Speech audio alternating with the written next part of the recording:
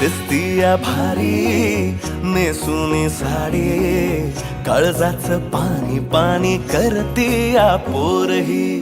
आता क्यूट वाली गावरान बोली, खट्याळ थोडी माझ्या काळजाची चोरही.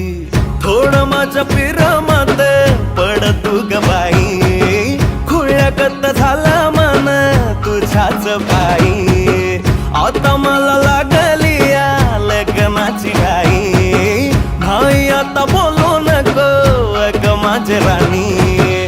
होशील का या बठ्याची सोबर घरवाली. मराठमोळी थोडीशी साधी भोळी, स्वागतीचा भारी बायको पाहिजे नखरेवाली. मराठमोळी थोडीशी